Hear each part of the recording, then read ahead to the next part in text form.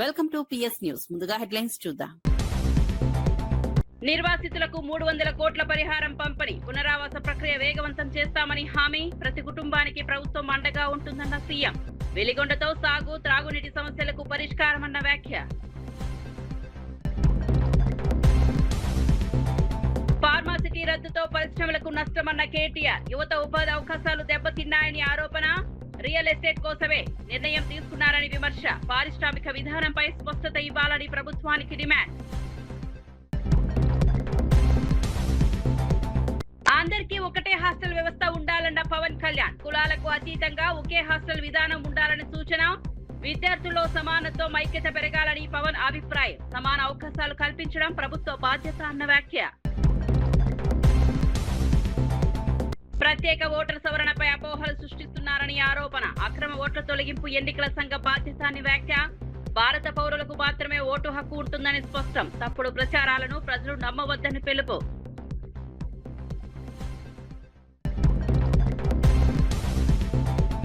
Eagle విభాగం దేశంలోనే ఉత్తమ యాంటీ డ్రగ్స్ యూనిట్ అన్న మంత్రి. డ్రగ్స్ రహిత ఆంధ్రప్రదేశ్ లక్ష్యమని స్పష్టం.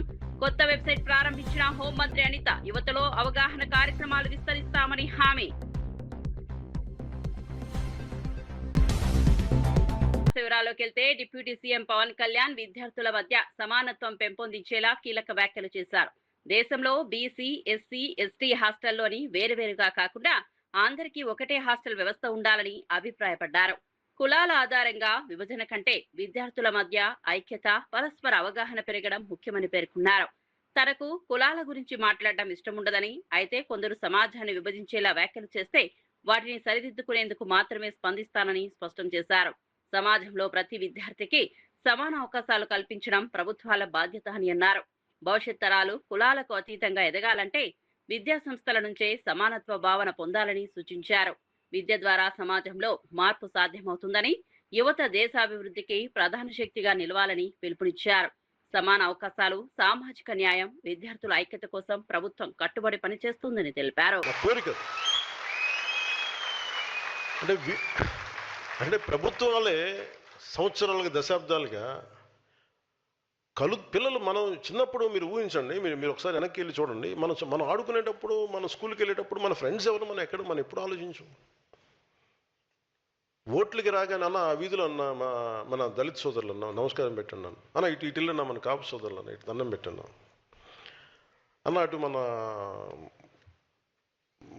మన విశ్వకర్మ సామాజిక వర్గం అన్న ఆ సోదరులకు దండం పెట్టి అన్నీ విడగొట్టి మాట నాకు చిరాకు ఉంటుంది ఒకసారి వినటానికి. అదే నేను కులాలను బేస్ చేసుకుని నేను లేను. మేము రాజకీయం అంతా అలాగే నడుస్తే నాకు తెలియదు. కానీ ఎవరో ఒకరు ఎక్కడో చోట ప్రయత్నం అయితే మొదలు పెట్టాలి. ఒకసారి మనం మాట్లాడుతున్నప్పుడు కులాల్ని కలపడానికి తప్ప విడగొట్టడానికి అయితే నేను చేయను. ఎందుకంటే నేనేమంటానంటే ఎవరి కాస్ట్ ఐడెంటిటీ నేను మార్చలేను, నాకు తెలుసు అది. మార్కాపురం జిల్లా వెలిగొండ ప్రాజెక్టు ప్రాంతాన్ని ముఖ్యమంత్రి నారా చంద్రబాబు నాయుడు సందర్శించారు. ప్రాజెక్టు కారణంగా నిర్వాసితులైన కుటుంబాలకు 300 కోట్ల పరిహారాన్ని పంపిణీ చేశారు. పునరావాస కార్యక్రమాలను వేగంగా పూర్తి చేస్తామని హామీ ఇచ్చారు. అభివృద్ధి పనుల వల్ల ఇబ్బందులు ఎదుర్కొంటున్న ప్రతి కుటుంబానికి ప్రభుత్వం అండగా ఉంటుందని పేర్కొన్నారు. నిర్వాసితుల సమస్యలను పరిష్కరించడం ప్రభుత్వ ప్రాధాన్యత అని తెలిపారు. అధికారులు పునరావాస ప్రక్రియను పారదర్శకంగా పూర్తి చేయాలని ఆదేశించారు. అభివృద్ధి, ప్రజల సంక్షేమం రెండింటికి సమాన ప్రాధాన్యం ఇస్తామని చెప్పారు. వెలిగొండ ప్రాజెక్టు పూర్తయితే సాగునీరు, త్రాగునీటి సమస్యలకు శాశ్వత పరిష్కారం లభిస్తుందని ముఖ్యమంత్రి పేర్కొన్నారు. సొరంగాల్లో తవ్విన మట్టిని కూడా తీయలేదు, లైనింగ్ పనులు పూర్తి కాలేదు, ఫీడర్ కాలువ పరిస్థితి అధ్వానంగా తయారైంది. అన్నింటికంటే టనల్ 2లో బోరి రెక్కపోయింది, మెషిన్ రెక్కపోయింది. అది కూడా తీయకుండా ఇనాగరేట్ చేశారు. అంటే ఎంత భయంకరమైన పరిస్థితి మీరు గుర్తుపెట్టుకోవాలి. అప్పటికే ఇంకొక పక్కన చూస్తే నేను ఆ రోజు 19 ఎలక్షన్స్ కంటే ముందు 18.8 కిలోమీటర్లు టన్నల్ 1లో ఉంటే 16 కిలోమీటర్లు పూర్తి చేశాం. అంటే 2.8 కిలోమీటర్సే పెండింగ్ ఉంది. అప్పటికే కాంట్రాక్టులో కొన్ని విభేదాలు వచ్చాయి. అప్పటికే చేయకపోతే అందరినీ పిలిపించి కోర్టు పోతే కూడా చెప్పి సమన్వయం చేసి పనులన్నీ కూడా ట్రాక్లో పెడితే అక్కడి నుంచి వీళ్ళు చేసిన పని చాలా దుర్మార్గంగా చేసే పరిస్థితికి వచ్చారు. ఏది ఏమైనా మీకు ఒక్కటే కోరుతున్నాం, ఈరోజు 7,225 మంది నిర్వాసితులున్నారు. ఒకరిద్దరు కాదు, ఇది ఒక పెద్ద నెంబర్. ప్రతి ఒక్కరి వెనకాన ఒక విషాద గాథ ఉంటుంది. ఏదో మీ ఊర్లో ఉన్నారు, తరతరాలుగా ఉన్నారు, 1 ఎకరా 2 ఎకరాలు 3 ఎకరాల భూమి ఉంది, ఒక గేదెలు 2 3 పట్టుకున్నారు, పిల్లల్ని చదివించుకొని బతుకుతున్నారు. అలాంటప్పుడు ఉన్న పళంగా మీరు వేరే ఊరికి పోవాలి. ఎంతున్నా వేరే ఊరు అన్నప్పుడు మీలో కూడా కొన్ని సందేహాలు ఉంటాయి. ఏంటి మనం పోవాలన్నా, ఇన్నేళ్లున్నాం అనే బాధ కూడా ఉంటుంది. అలాంటి సమయంలో ఈ ప్రాజెక్టు వల్ల దగ్గర కొన్ని లక్షల మంది 4-5 జిల్లాల్లో బాగుపడతారు. వాళ్ళు బాగుపడినప్పుడు ఆనందంగా ఉంటారు. కానీ నష్టపోయిన రైతాంగం కూడా ఆనందంగా ఉండేట్టుగా చేయడం ప్రభుత్వాల ప్రధాన బాధ్యత. నేను ఈ విషయం పదే చెప్తున్నా. మీరు ఒక్కసారి చూస్తే నేను హైదరాబాద్లో ఎయిర్పోర్ట్ కట్టా, 5,000 ఎకరాలు తీసుకున్నాను. 5,000 ఎకరాలు తీసుకొని వాళ్ళందరికీ చెప్పాను, లిబరల్గా కాంపన్సేషన్ ఇస్తా, మీరు పక్కనే భూములు కొనుక్కోండి, ఇక్కడ విమానాశ్రయం వస్తుంది, మీ భూములకు విలువ పెరుగుతుంది, మీ జీవితాలు బాగుపడతాయని చెప్తే నన్ను నమ్మి చేశారు. అందరూ కూడా కోటీశ్వరులు అయ్యారు. ఒకరు కాదు, మొత్తం ఆ చుట్టుపక్కల ఉన్న వాళ్ళందరూ ఎకరా ఉంటే ఇప్పుడు మొన్న ఒక ఆక్షన్ వేస్తే మామూలు డబ్బులు కాదు, అది 225 కోట్లకు పోయింది ఒక ఎకరా. అంటే అభివృద్ధి చేస్తేనే ఆదాయం వస్తుంది. ఈరోజు మనం ఇక్కడ ఉన్నాం, వెలుగొండ ప్రాజెక్ట్ వస్తానే ఈ 4 జిల్లాల భూములకు రెక్కలు వస్తాయి. ఆ విషయం మీరు గుర్తుపెట్టుకోవాల్సింది. విలువ పెరుగుతుంది, ఎందుకంటే నీళ్లు వచ్చినప్పుడు దాని విలువ పెరుగుతుంది. ఒక ఇండస్ట్రీ వస్తే దానివల్ల అదనంగా వస్తుంది. ఇలాంటివన్నీ కూడా మనకు వచ్చే పరిస్థితి వస్తుంది. ఇంతమంది ఉంటే, మీరు ఇంతమంది బాధపడితే 26 మందికి ఇచ్చినట్టు ఇచ్చి, ఇప్పుడే తమ్ముడు చెప్పినట్టు మీరు వచ్చి మీ బాధలు చెప్పుకోవాలంటే మీ కష్టాల్లో భాగం పంచుకో. ఆంధ్రప్రదేశ్ హోంమంత్రి వంగల్పూడి అనిత ఈగల విభాగం దేశంలోనే అత్యుత్తమ మాదక ద్రవ్యాల నిరోధక విభాగంగా గుర్తింపు పొందిందని తెలిపారు. అంతర్జాతీయ మాదక ద్రవ్యాల వ్యతిరేక దినోత్సవం సందర్భంగా ఈగల్ కార్యాలయం నిర్వహించిన కార్యక్రమంలో ఆమె పాల్గొన్నారు. ఈ సందర్భంగా విభాగం కొత్త వెబ్సైట్ ను ప్రారంభించారు. డ్రగ్స్ రహిత ఆంధ్రప్రదేశ్ నిర్మాణమే ప్రభుత్వ లక్ష్యమని స్పష్టం చేశారు. మాదక ద్రవ్యాల అక్రమ రవాణాను అరికట్టేందుకు మరింత కఠిన చర్యలు తీసుకుంటామని తెలిపారు. యువతలో అవగాహన పెంచేందుకు విస్తృత ప్రచార కార్యక్రమాలు చేపడతామని చెప్పారు. పోలీస్ శాఖ, విద్యా సంస్థలు, తల్లిదండ్రులు కలిసి పనిచేస్తేనే డ్రగ్స్ నిర్మూలన సాధ్యమవుతుందని పేర్కొన్నారు. సమాజాన్ని మాదక ద్రవ్యాల బారి నుంచి కాపాడేందుకు ప్రభుత్వం అన్ని విధాలుగా కృషి చేస్తోందని హోంమంత్రి తెలిపారు. అందరూ కూడా రౌడీయిజంతో వెళ్ళి ఆఖరికి పోలీసులు కూడా ఇన్ఫార్మ్ చేశారు, అక్కడ ప్రాబ్లం అవుతుంది, అక్కడ మీరు ఏదైతే పెనుమాక విలేజ్కి వెళ్తున్నారో అక్కడ 90% ఆఫ్ అక్కడ రైతులందరూ కూడా స్వచ్ఛందంగా ముందుకు వచ్చి భూములు ఇచ్చారు. భూములు ఇచ్చిన తర్వాత 1 or 2% ఎవరో అయితే ఉన్నారో వాళ్ళని దగ్గరికి వెళ్ళి మాట్లాడదామని చెప్పేసి వీళ్ళు ప్రయత్నం చేశారు. దానికి గురించి చెప్పేటప్పుడు కూడా అక్కడ అమరావతి రైతులు కొంతమంది ఉన్నారు, ఈ టైంలో మీరు వెళ్ళడం మంచిది కాదు అని కూడా క్లియర్గా చెప్పిన తర్వాత కూడా కావాలని వాళ్ళ మీద రౌడీయిజం చేయడానికి వాళ్ళు రౌడీలను ఎంటబెట్టుకుని వెళ్ళారు. అంటే రౌడీలను ఎంటబెట్టుకుని అమరావతి రైతుల మీద రౌడీయిజం చేయడానికి వెళ్ళారా? ఈరోజు వెళ్ళి తిరిగి వాళ్ళేదో రైతులేదో తప్పు చేశారన్నట్టుగా మాట్లాడడం అనేది మంచి పద్ధతి కాదు.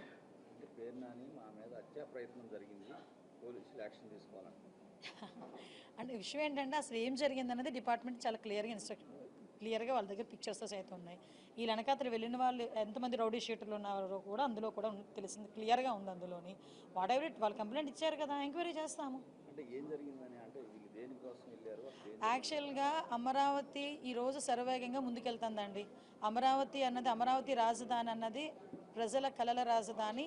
అటువంటి రాజధాని ఈరోజు ప్రపంచంలో నెంబర్ 1 పొజిషన్లో నిల్చోబెట్టడానికి గౌరవ ముఖ్యమంత్రి గారు రోజు ప్రయత్నం చేస్తున్నారు. రోజు ప్రయత్నమే కదా, కష్టపడుతున్నాం. ఈరోజు ప్రతి ఒక్కరు కూడా కష్టపడుతున్నాం. అధికారులు కానీ, ఇటు ప్రజాప్రతినిధులుగా మేము కానీ అందరం కూడా అమరావతి 2027 నాటికి పూర్తి కావాలి అని చెప్పి ఒక దృఢ నిశ్చయంతో మేము పనిచేస్తూ ఉంటే దాన్ని డిస్టర్బ్ చేయడానికి వెళ్ళడం తప్పించి ఈ రోజు వరకు, ఆ రోజు అమరావతి రాజధానికి వాళ్ళే కదా ఒప్పుకున్నారు.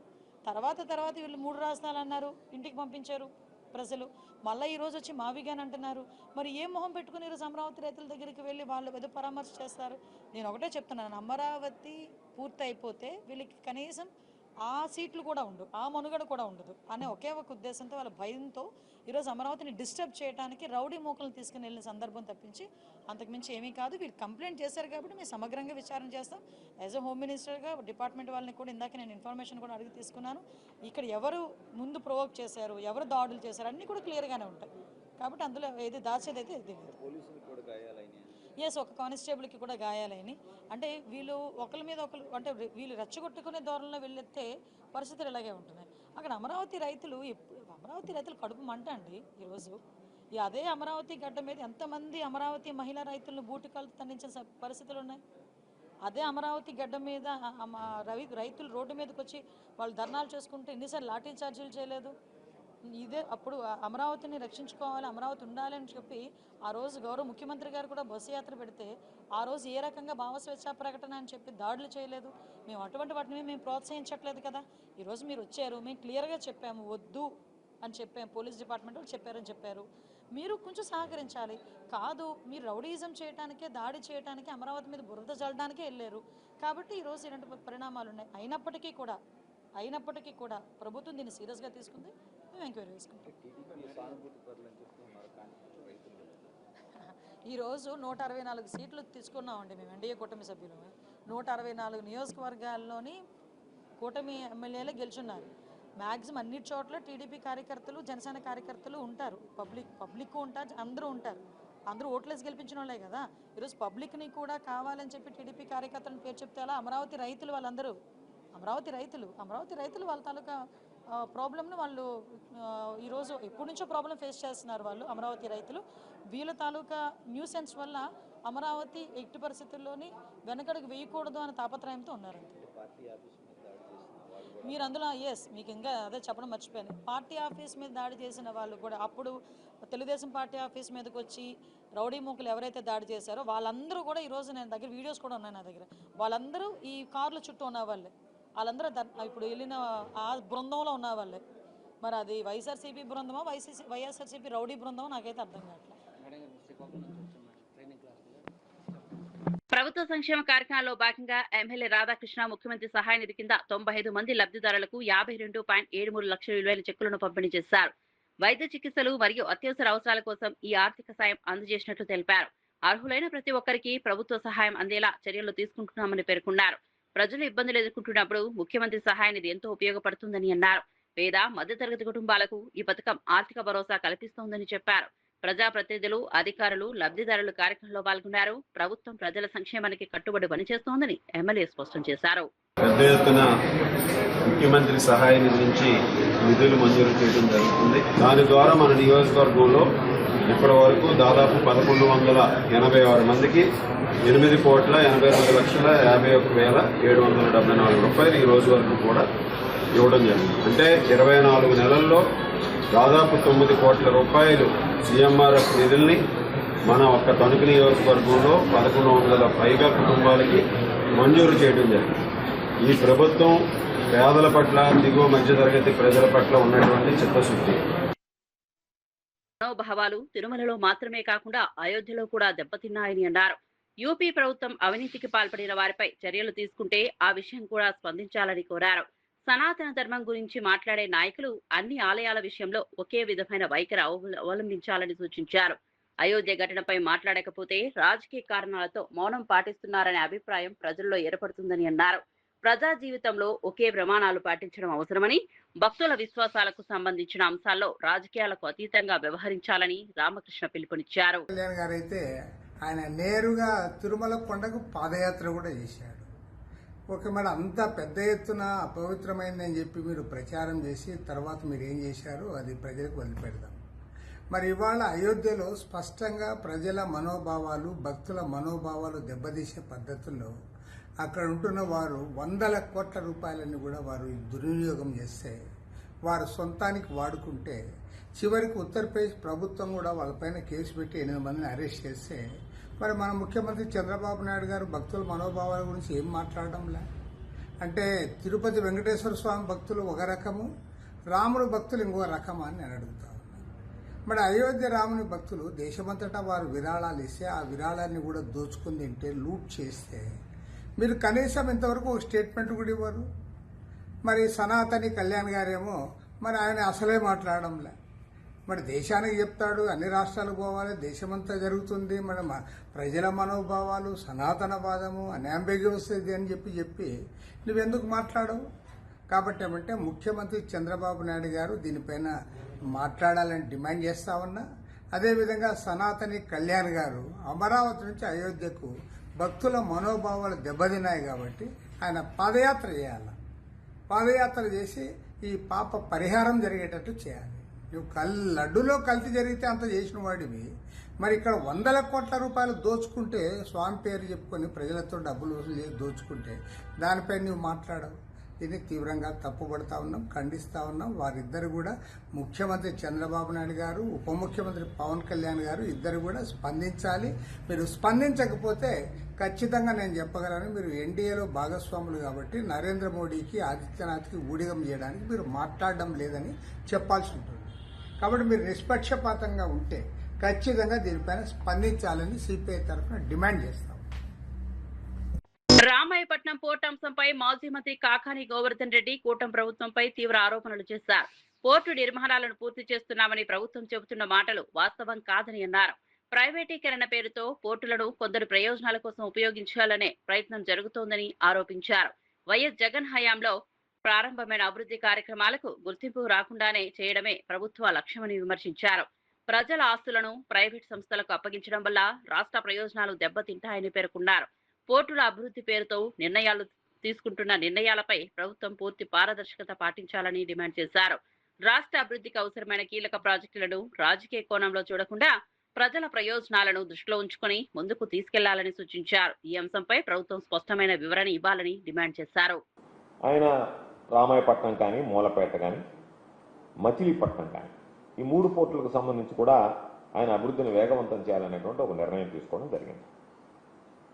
అయితే ఈరోజు రామాయపట్నం ఏదైతే ఉందో మొట్టమొదటిగా దాన్ని స్వాహా చేయడానికి ఈ కూటమి ప్రభుత్వం చంద్రబాబు నాయుడు రకరకాలైనటువంటి విషయాలను తెర మీదకి తీసుకొచ్చి ఏదో ఒక విధంగా రామాయపట్నం పోర్టు ప్రైవేటైజ్ చేయాలనేటువంటి ఒక దుర్మార్గమైనటువంటి కార్యక్రమానికి ఈరోజు శ్రీకారం చుట్టడం జరిగింది. DBFOT కింద design, build, finance, operate and transfer అనేటువంటి కార్యక్రమాన్ని తీసుకొచ్చి DBFOT కింద ఈరోజు దాని ఆ విధానం పేరిట ప్రైవేటు పరం చేయాలనేటువంటి కుట్రకి ఈరోజు చంద్రబాబు నాయుడు పాల్పడుతున్నాడు. ఇప్పటికే దాదాపుగా మనం చూసాం, నెల్లూరు జిల్లాకు సంబంధించి దశాబ్దాల కళ, మత్స్యకారుల కోరిక, ఈ ప్రాంత మత్స్యకారుల కోరిక ఫిషింగ్ హార్బర్ కావాలని చెప్పి అది జగన్మోహన్ రెడ్డి గారి ద్వారా సాకారమైంది. జగన్మోహన్ రెడ్డి గారి ద్వారా సాకారమైనటువంటి జువలదిన్న ఫిషింగ్ హార్బర్ని ఇప్పటికే దాన్ని ప్రైవేటు పరం చేయడానికి చంద్రబాబు నాయుడు పౌరు కథ జరిపింది. అందులో కొంత భాగం సాగర్ డిఫెన్స్ కూడా కట్టబెట్టడం జరిగింది. రాష్ట్రంలో బ్లూ ఎకానమీ అభివృద్ధి చేయాలనేటువంటి దిశగా అడుగులు వేశాడు. ఈరోజు ఆ పోర్టులన్నింటినీ కూడా పట్టించుకోకుండా ఆ పనులన్నీ పడకేసినట్టుగా ఈరోజు వాటిని ఎక్కడా కూడా తీవ్ర నిర్లక్ష్యానికి గురి చేస్తూ ఈరోజు జగన్మోహన్ రెడ్డి గారికి ఎక్కడ క్రెడిట్ వస్తుందో, ఈ పనులన్నీ పూర్తయితే జగన్మోహన్ రెడ్డి గారి హయాంలో ఈ 3 పోర్టులు పూర్తయ్యాయనేటువంటిది ప్రజలు మాట్లాడుకుంటారు, చర్చిస్తారు. ప్రజలు జగన్మోహన్ రెడ్డి గారికి మంచి పేరు వస్తుందనేటువంటి కడుపు మంటతో ఈరోజు చంద్రబాబు నాయుడు గారు వాటిని నిర్వీర్యం చేయడం కాకుండా, నిర్లక్ష్యం ప్రదర్శించడమే కాకుండా వాటిని ప్రైవేటు పరం చేయాలనేటువంటిది ఈరోజు నిజంగా దురదృష్టకరమైనటువంటి పరిణామం. వైఎస్ఆర్ కాంగ్రెస్ పార్టీ ప్రభుత్వంలో దాదాపు 60% పనులు పూర్తయినటువంటి రామాయపట్నం పోర్టులను పక్కన పెట్టి చంద్రబాబు నాయుడు ప్రభుత్వం ఈరోజు ఏకంగా ప్రైవేటీకరణ చేయాలనేటువంటి ఆలోచన చేయడం వెనక మీకు ఉన్నటువంటి ఉద్దేశం ఏమిటనేటువంటిది ఈరోజు స్పష్టంగా చెప్పాల్సినటువంటి అవసరం ఉంది. ఎందుకంటే ప్రజలకు సంబంధించినటువంటి ఆస్తుల్ని ఈ ప్రభుత్వం ఇష్టారీతిగా వ్యవహరిస్తుంది, ఇష్టారీతిగా అమ్మేస్తుంది అనేటువంటి చర్చ ఈరోజు జరుగుతున్నటువంటి నేపథ్యంలోనే ఈరోజు చంద్రబాబు నాయుడు మరలా ఈ రామాయపట్నం పోర్టును కూడా ఈరోజు DBFOT కింద దాన్ని కూడా విధానం కింద దాన్ని ప్రైవేటీకరణంగా ప్రైవేటు వ్యక్తులకు కట్టబెట్టడానికి ఒక ఆలోచన చేశాడు. మనం చూసాం మెడికల్ కాలేజీ విషయంలో చంద్రబాబు నాయుడు ఏ విధంగా ప్రయత్నం చేశాడో. కేంద్ర మంత్రి కిషన్ రెడ్డి ఓటర్ జాబితా ప్రత్యేక సవరణ ప్రక్రియపై కాంగ్రెస్, బీఆర్ఎస్ నాయకులు ప్రజలను తప్పుదోవ పట్టిస్తున్నారని ఆరోపించారు.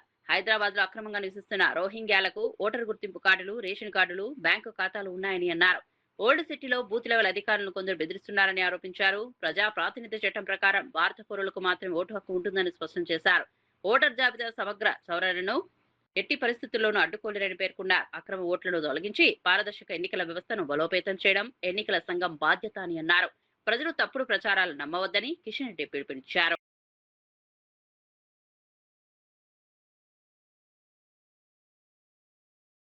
మన హైదరాబాద్ లోని రోహింగ్యాలు గాని, పాకిస్తాన్ నుంచి వచ్చినటువంటి వాళ్ళు గాని, లేక బంగ్లాదేశ్ నుంచి వచ్చినటువంటి వాళ్ళు గాని కోట్లల్లో కేసులు ఉన్నాయి. కొంతమంది జైల్లో ఉన్నారు. వాళ్ళు ఓటు హక్కు ఐడి కార్డు ఉంది, ఆధార్ కార్డు ఉంది, రేషన్ కార్డు ఉంది, కొంతమందికి బ్యాంకు లోన్లు తీసుకున్నారు. దాని గురించి మాట్లాడారు. ఈ రోజు కాంగ్రెస్ పార్టీ ప్రభుత్వము, ముఖ్యమంత్రి స్వయంగా బెదిరించేటువంటి ప్రయత్నం చేస్తా ఉన్నారు. మొన్న ఒక ముస్లింల సమావేశం పెట్టి మీరు జాగ్రత్తలు తీసుకోకపోతే మీ ఓట్లన్నీ పోతాయి అనే విధంగా ఇటీవల ముస్లింలను రెచ్చగొట్టేటువంటి ప్రయత్నం, ముఖ్యమంత్రి స్వయంగా శాంతి భద్రతలకు భంగం కలిగించేటువంటి ప్రయత్నం, ఎస్ఐఆర్ ప్రక్రియను దెబ్బతీసేటువంటి ప్రయత్నం. నేను ఒకటే అడుగుతా ఉన్నాను, హైదరాబాద్ లో అనేకమైనటువంటి బస్తీలలో రోహింగ్యాలు ఉన్నటువంటి విషయం వాస్తవం కదా? అంతేకాదు హైదరాబాద్ లో చాలా మందికి 2 ఓట్లు ఉన్నాయి. వీటన్నిటిని కూడా సక్రమం చేయాల్సినటువంటి పని ఎలక్షన్ కమిషన్. ఎవరు ఎంత గుండెలు బాదుకున్నా, ఎవరు ఎలక్షన్ కమిషన్ మీద తప్పుడు ఆరోపణలు చేసినా ఈ ప్రక్రియను ఎవరు ఆపడానికి వీల్లేదు. ఆంధ్రప్రదేశ్ డీజీపీ హరీష్ కుమార్ గుప్తా చిత్తూరు జిల్లా పర్యటనలో భాగంగా కాణిపాక వరసిద్ధి వినాయక స్వామిని దర్శించుకున్నారు. ఆలయ అధికారులు ఆయనకు ఘన స్వాగతం పలికి దర్శన ఏర్పాట్లు చేశారు. అనంతరం మూషిక మండపంలో వేద ఆశీర్వచనం, తీర్థ ప్రసాదాలు, స్వామివారి చిత్రపటాన్ని అందజేశారు. దర్శనం అనంతరం మీడియాతో మాట్లాడిన డీజీపీ జిల్లా పోలీసుల పనితీరుపై సంతృప్తి వ్యక్తం చేశారు. నేరాల నియంత్రణలో సాంకేతిక పరిజ్ఞానాన్ని మరింతగా వినియోగించాలని సూచించారు. ప్రజలకు వేగవంతమైన సేవలు అందించేందుకు ఆధునిక విధానాలను అమలు చేయాలని అధికారులకు సూచించారు. చట్ట వ్యవస్థను మరింత బలోపేతం చేసేందుకు పోలీస్ శాఖ నిరంతరం కృషి చేస్తోందని తెలిపారు. పోలీస్ డిపార్ట్మెంట్, ఎస్పీ గారు, పోలీస్ సిబ్బంది మొత్తం బాగా పనిచేస్తున్నారు, బాగా కృషి చేస్తున్నారు. దాంట్లో భాగంగా టెక్నాలజీ ఇట్లా వాడాలా, పబ్లిక్ సర్వీసెస్ ఇట్లా ఇవ్వాలా, దాంట్లో సంబంధించిన ఈ టెంపుల్లో మాట్లాడుతున్నాను. చాలా బాగా జరిగింది, బాగా డెవలప్మెంట్ అయింది, చాలా ఆనందంగా ఉంది. నేను దాదాపు ఒక 10 సంవత్సరాల క్రితం ఇక్కడికి వచ్చాను. బాగా డెవలప్మెంట్ చిన్నది సార్. రాష్ట్రంలో ఎర్రచందనం అనేది కేసు చాలా తగ్గింది సార్. అంటే మనం జరుగుతున్నట్టు లేనట్టు ఎర్రచందనం బాగా తగ్గింది. స్మగ్లింగ్ మన లాస్ట్ 2 years మీరు చూస్తే అన్ని గ్యాంగ్స్ ఇప్పుడు జైల్లో ఉన్నాయి. కన్విక్షన్స్ బాగా వస్తున్నాయి, 100% కన్విక్షన్స్ వస్తున్నాయి. సో దాంట్లో బాగా కంట్రోల్ అయింది.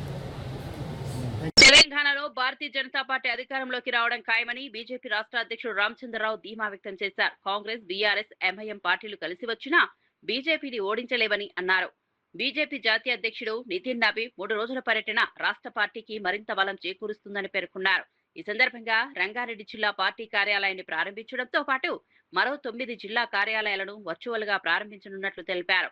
రాష్ట్ర వ్యాప్తంగా పార్టీని క్షేత్రస్థాయిలో బలోపేతం చేసే కార్యక్రమాలను వేగవంతం చేస్తున్నామని చెప్పారు.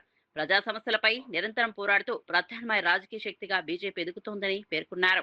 రానున్న ఎన్నికల్లో ప్రజలు బీజేపీకి పూర్తి మద్దతు ఇస్తారని ఆయన విశ్వాసం వ్యక్తం చేశారు. హైదరాబాద్ నగరానికి ఈరోజు నరేంద్ర మోదీ గారి నాయకత్వంలో వికసిత్ భారత్ వైపు పోతున్నటువంటి ఒక వికసిత్ సంకల్ప ఏదైతే మేము అనుకున్నామో ఆ సంకల్పంతో హైదరాబాద్ నగరంలో ఈ 3 కార్పొరేషన్లు కూడా మేము పూర్తిగా గెలుస్తామని చెప్పేసి కూడా మా నమ్మకం ఉంది.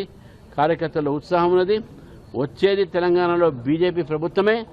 Majlis party, MIM, Congress, BRS 3 కలిపి కూడా బీజేపీని ఓడించలేరు. BRS working president KTR pharma city రద్దు అంశంపై కాంగ్రెస్ ప్రభుత్వాన్ని తీవ్రంగా విమర్శించారు. రియల్ ఎస్టేట్ ప్రయోజనాల కోసమే ఫార్మాసిటీని రద్దు చేసి ఫ్యూచర్ సిటీ పేరుతో భూములపై దృష్టి పెట్టారని ఆరోపించారు. వేలాది యువతకు ఉద్యోగాలు కల్పించే ఉద్దేశంతో 7 సంవత్సరాల పాటు కష్టపడి 14,000 ఎకరాల భూమిని సేకరించామని గుర్తు చేశారు. కాంగ్రెస్ ప్రభుత్వం అధికారంలోకి వచ్చిన వెంటనే ఆ ప్రాజెక్టును రద్దు చేయడం రాష్ట్ర పారిశ్రామిక అభివృద్ధికి పెద్ద దెబ్బ అని అన్నారు. పెట్టుబడులు, ఉపాధి అవకాశాలు కోల్పోయే పరిస్థితి ఏర్పడిందని విమర్శించారు. పారిశ్రామిక ప్రాజెక్టుల విషయంలో ప్రభుత్వం స్పష్టమైన విధానం ప్రకటించాలని డిమాండ్ చేశారు. తెలంగాణ యువత భవిష్యత్తును దృష్టిలో పెట్టుకుని పరిశ్రమలకు ప్రాధాన్యం ఇవ్వాలని కేటీఆర్ సూచించారు. యాడ అగ్రిమెంట్ పట్టాలున్నాయి, గుంజుకోవాలా, బెదిరియాలా, అడ్డికి పావుషేరు లాక్కోవాలా, ఇది తప్ప ఏమీ లేస్తారని చెప్పి పోయినాడు. నేను చెప్పేది వాస్తవమేనా? కేసీఆర్ గారు ఏ కారణం చేత ఫార్మాసిటీ అన్నారో ఒక్కసారి మీరు కూడా తెలుసుకోవాల్సిన అవసరం ఉంది. ఆయనకేమీ ఈ ప్రాంతం మీద ఇష్టం లేకనో ఇంకోటో కాదు. ఈ ప్రాంతం మీద ఇష్టంతోనే ఇక్కడ బ్రహ్మాండంగా మన పిల్లలకు కొలువులు రావాలని ప్రపంచంలోనే అతిపెద్ద ఫార్మా క్లస్టర్, అది కూడా ఎందుకు వచ్చింది ఆలోచన మనకు చరిత్ర కూడా కొంత తెలవాలి. ఒకనాడు హైదరాబాద్లో IDPL అనే సంస్థ, Indian drugs and pharmaceuticals limited అనే సంస్థని 1950 ఆ ప్రాంతంలో కేంద్ర ప్రభుత్వం ఏర్పాటు చేసింది. ఆ తర్వాత అందులోకెళ్ళి కొంతమంది సైంటిస్టులు బయటకు వచ్చి డాక్టర్ రెడ్డీస్ అని, హెట్రో అని, అరబిందో అని రకరకాల ఫార్మా కంపెనీలు పెట్టినారు. తద్వారా హైదరాబాద్ అనేది బ్రహ్మాండంగా భారతదేశానికే, ముఖ్యంగా ఈ ఫార్మస్యూటికల్స్ విషయంలో, ఔషధాల విషయంలో ఒక అగ్రశ్రేణి నగరంగా, ఒక రాజధానిగా ఎదిగింది. అయితే ఇదంతా ఏమైంది? ఆ బాల్నగరు, జీడిమెట్ల, రామచంద్రాపురం, పటాన్ చెరువు అడిదిక్కంతా ఇష్టానుసారంగా అప్పుడు అనుమతులు ఇచ్చుకుంటూ పోయినారు. అప్పట్లో కాలుష్య నియంత్రణ కూడా సరిగా చూసుకోలేదు. అందుకే ఆ ప్రాంతమంతా, కూకట్పల్లి ఆ ప్రాంతమంతా కాలుష్యం పాలైంది అనే పరిస్థితి. ఇక్కడ ఎల్బీ నగర్లో కూడా ఒక కంపెనీ ఉంటుండే, ఆ కంపెనీకి వెళ్ళి కూడా కాలుష్యం వస్తుందని చెప్పి బాధపడుతుండే. అందుకే కేసీఆర్ గారు ఆలోచన చేసినాడు, ఇట్లా కాదు, దీనికి శాశ్వత పరిష్కారం ఉండాలి, హైదరాబాద్లో పిల్లల కొలువులు రావాలి, ఫార్మాస్యూటికల్ ఇండస్ట్రీ కూడా మంచిగా ఉండాలి. అందుకే ఒక కొత్త ప్రపంచ స్థాయిలో కొత్తగా ఆలోచన చేసి పొల్యూషన్ అనేది లేకుండా, కాలుష్యం అనేది లేకుండా అంతర్జాతీయ ప్రమాణాలతో జీరో లిక్విడ్ డిశ్చార్జ్, ZLD అంటారు, ఆ ZLD ప్రమాణాలతో పొల్యూషన్ లేకుండా కట్టాలి అని చెప్పి కేసీఆర్ గారు 3 హెలికాప్టర్లు వేసుకొని 2014-15 సంవత్సరంలో అధికారులను, పారిశ్రామికవేత్తలను తీసుకొచ్చి ఇక్కడ ముచ్చర్ల ప్రాంతంలో ఆ రోజుల్లో 2015లో ఈ స్థలాన్ని ఎంపిక చేయడం జరిగింది. ఎందుకోసం? అక్కడి పరిశ్రమలన్నింటినీ కూడా ఇక్కడ ముందు కాలుష్యం లేకుండా చేసి, ముందే మొత్తం అంతర్జాతీయ స్థాయి ప్రమాణాలతో నిర్మాణం చేసి కాలుష్యం వెదజల్లేదానికి అవకాశం లేకుండా పటాన్ చెరువులోనో, రామచంద్రాపురంలోనో, జీడిమెట్లలో జరిగిన నష్టం భవిష్యత్తులో ఇక్కడ జరగకుండా, ఈ ప్రాంతంలో పిల్లలకు ఉద్యోగాలు వచ్చే విధంగా, 5 లక్షల మందికి ఉద్యోగాలు వచ్చే విధంగా అంతర్జాతీయ ప్రమాణాలతో ఒక హైదరాబాద్ ఫార్మా సిటీ అనే దానికి 7 ఏళ్లు కష్టపడి రైతులను ఒప్పించి మెప్పించి, వాళ్ళు నిరసనలు చెప్తుంటే కూడా ఇటు సబితమ్మ, అటు మంచిరెడ్డి కిషన్ రెడ్డి గారు పాపం అవస్థలు పడి ఒప్పించి మెప్పించి 14,000 ఎకరాలు వారి నుండి మహేశ్వరం మరియు ఇబ్రహీంపట్నం కాన్స్టిట్యున్సీలో మనం సేకరించుకున్నాం. దేనికోసం? మన పిల్లల భవిష్యత్తు మంచిగా ఉండాలి. కరోనా లాంటి మరి ఉపద్రవాలు వచ్చినప్పుడు, మందులు దొరకకుండా అవస్థలు పడే పరిస్థితి వచ్చినప్పుడు మన హైదరాబాదు, మన తెలంగాణనే ప్రపంచం మొత్తానికి ఒక దిక్కు కావాలి, మన పిల్లల కొలువులు రావాలి అనే ఉద్దేశంతో ఫార్మా సిటీ అని మనం ప్రతిపాదించినాం. 14,000 ఎకరాలు మనం సేకరించినాం. ఇవాళ ముఖ్యమంత్రి గారు ఏం చేస్తున్నారు? మొత్తం ఇక్కడికి వచ్చి అధికారంలోకి రాగానే ఫార్మా సిటీ రద్దు. అమరావతిలో జరిగిన దాడుల ఘటనపై మాజీ మంత్రి పేర్ని నాని తీవ్ర ఆగ్రహం వ్యక్తం చేశారు. అమరావతిలో జరుగుతున్న పరిణామాలు బయటకు రాకుండా చేయాలనే ఉద్దేశంతోనే దాడులు జరిగాయని ఆరోపించారు. తమపై దాడి చేసిన వారిపై హత్యాయత్నం కేసులు నమోదు చేయాలని, వాహనాలను ధ్వంసం చేసిన వారిపై కఠిన చర్యలు తీసుకోవాలని డిమాండ్ చేశారు. ఈ ఘటనలో తీవ్రంగా గాయపడిన హెడ్ కానిస్టేబుల్ పరిస్థితి విషమంగా ఉందని ఆందోళన వ్యక్తం చేశారు. చట్టాన్ని అమలు చేయాల్సిన ప్రభుత్వం దాడులకు పాల్పడిన వారిని రక్షించకుండా నిక్షిప్తపాతంగా విచారణ జరిపించాలని కోరారు. ప్రజాస్వామ్యంలో హింసకు స్థానం లేదని, రాజకీయ విభేదాలను చట్టబద్ధ మార్గాల్లోనే పరిష్కరించాలని అన్నారు. ఘటనపై పూర్తి స్థాయి దర్యాప్తు చేసి బాధ్యులపై కఠిన చర్యలు తీసుకుంటేనే ప్రజలకు న్యాయం జరుగుతుందని అన్నారు. నమోదు చేయాలి, వాహనాలు ధ్వంసం చేసినటువంటి వ్యక్తుల్ని చర్యలు తీసుకోవాలి. అలాగే పోలీసు కానిస్టేబుల్ గారు, హెడ్ కానిస్టేబుల్ గారు, వారు తలకాయ పగిలి అపస్మారక స్థితిలో ఇవాళ సీరియస్ గా ఉన్నటువంటి ఆయన మీద ఎవరైతే దాడి చేశారో వారి మీద కూడా గట్టిగా చర్యలు తీసుకోవాలి అని చెప్పని. నిర్వాసితులకు 300 కోట్ల పరిహారం పంపిణీ, పునరావాస ప్రక్రియ వేగవంతం చేస్తామని హామీ, ప్రతి కుటుంబానికి ప్రభుత్వం అండగా ఉంటుందన్న సీఎం. వెలిగొండతో సాగు, త్రాగునీటి సమస్యలకు పరిష్కారమన్న వ్యాఖ్య. ఫార్మాసిటీ రద్దుతో పరిశ్రమలకు నష్టమన్న కేటీఆర్. యువత ఉపాధి అవకాశాలు దెబ్బతిన్నాయని ఆరోపణ. రియల్ ఎస్టేట్ కోసమే నిర్ణయం తీసుకున్నారని విమర్శ. పారిశ్రామిక విధానంపై స్పష్టత ఇవ్వాలని ప్రభుత్వానికి డిమాండ్. అందరికీ ఒకటే హాస్టల్ వ్యవస్థ ఉండాలన్న పవన్ కళ్యాణ్. కులాలకు అతీతంగా ఒకే హాస్టల్ విధానం ఉండాలని సూచన. విద్యార్థుల్లో సమానత్వం, ఐక్యత పెరగాలని పవన్ అభిప్రాయం. సమాన అవకాశాలు కల్పించడం ప్రభుత్వ బాధ్యత అన్న వ్యాఖ్య. ప్రత్యేక ఓటర్ సవరణపై అపోహలు సృష్టిస్తున్నారని ఆరోపణ. అక్రమ ఓట్ల తొలగింపు ఎన్నికల సంఘ బాధ్యత అని వ్యాఖ్య. భారత పౌరులకు మాత్రమే ఓటు హక్కు ఉంటుందని స్పష్టం. తప్పుడు ప్రచారాలను ప్రజలు నమ్మవద్దని పిలుపు.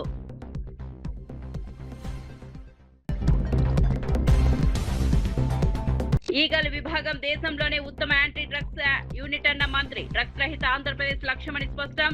కొత్త వెబ్సైట్ ప్రారంభించిన హోంమంత్రి అనిత. యువతలో అవగాహన కార్యక్రమాలు విస్తరిస్తామని హామీ.